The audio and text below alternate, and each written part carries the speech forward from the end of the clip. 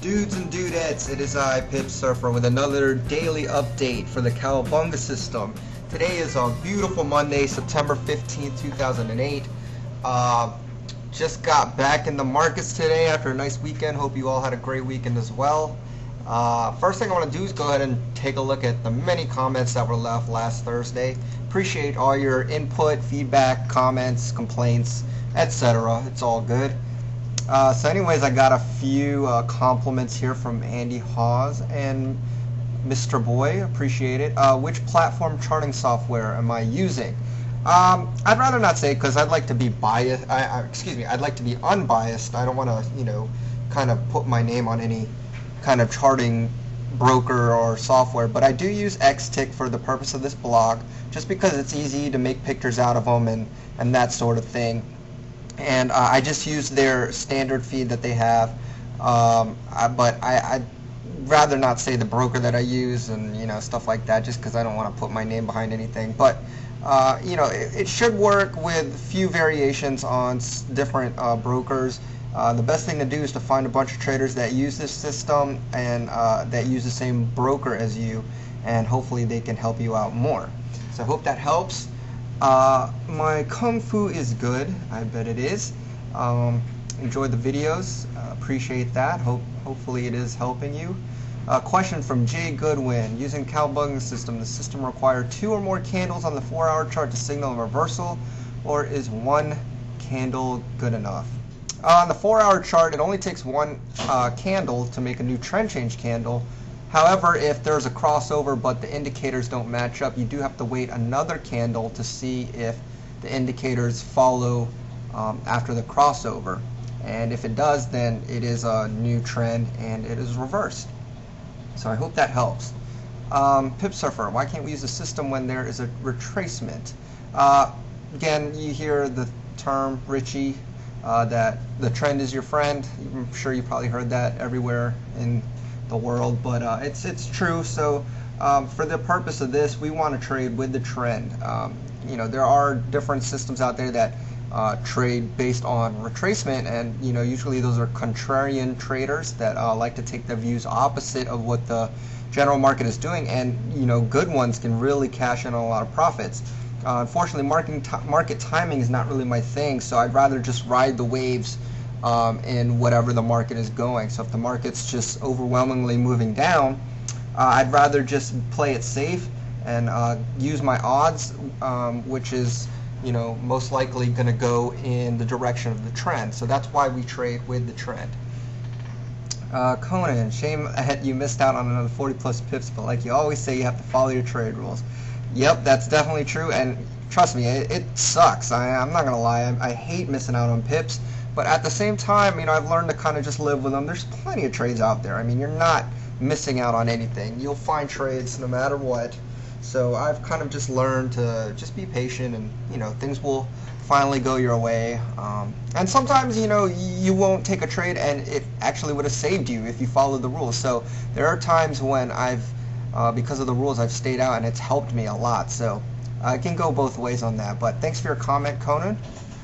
Dahlia, how many years have you successfully used this system? In your experience, what was the max number of consecutive losing months for the system? If you've been paying attention to the record that I have the trade record for about a year and some months. I just kind of got lazy updating that record.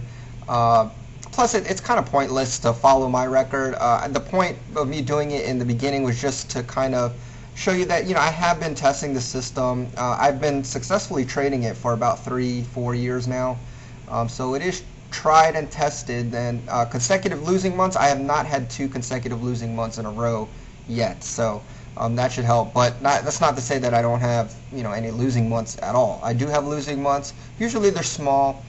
Usually, and with my good money management, most of the time, I'd like to say, is it's pretty low, so not too bad there. Forex Gambler, you want to know if the 5 does not cross the 10 but only stays at the same value, do you wait for the next candle? Yes, I always wait for a crossover, an actual crossover. So if you have the values of those MAs, go ahead and look at them and make sure that there is an actual cross. And I actually did take a look at your blog, and it is pretty pretty crazy there. Forex gambler. But if you want an example of what not to do in the Forex market, check out his blog because it's pretty hilarious. And I'm pretty sure you were being sarcastic in that blog, but it was entertaining nonetheless. So now let's get right on to it. I got about 5 minutes left before YouTube will cut me off. So here, let's take a look at our 4-hour chart. The last trend change candle was here on the 12th, and since then you can see that the action for the day, even though it was mostly bearish, there was no new trend change candle, which means our trend was up and we only look for long trades. Now I'm going to go ahead and zoom this 15-minute chart back to just before midnight. Oh gosh, and I accidentally messed up my chart here. I'm going to have to go ahead and add. Bear with me 1 minute because I accidentally dragged my indicators onto my chart, which is not what I wanted to do. I'm going to be cutting short for time here, but let's see if I can do it. Okay, let's see. Now let me move this back to just before midnight, and this is close enough. All right, first thing we want to do is take a look at our news. So if you go to Baby Pips, click on this Tools button, you'll see the news for the day.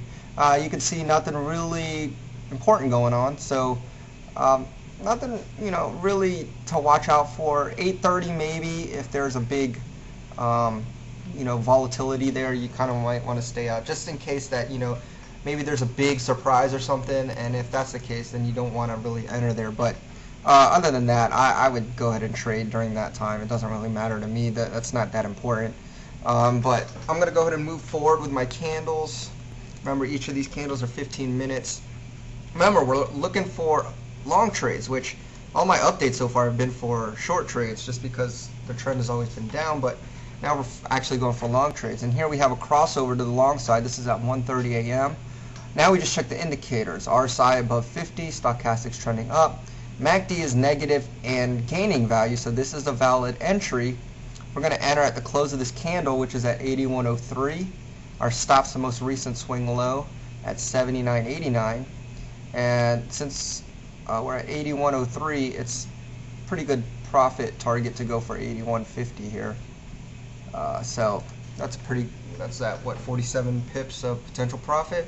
It's pretty good in my book. So now we're just going to keep going forward. And here I'm feeling like crap because candle has, price has reversed, and you know, it's hurting me really bad here. So you can see right here at 3 o'clock, bam, stopped out. That was a pretty big, you know, loss today. It was over 100 pips, and like I said, it's not good at all. But oh, this is great. My chart just froze up. Let me see if it'll. Let me give it a second. My computer's been acting. Oh, it's a trade alert. That's why. Okay.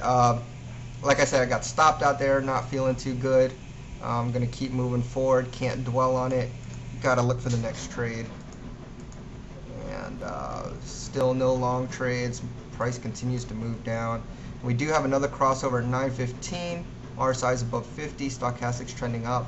If you look at MACD, it's already positive on the candle before.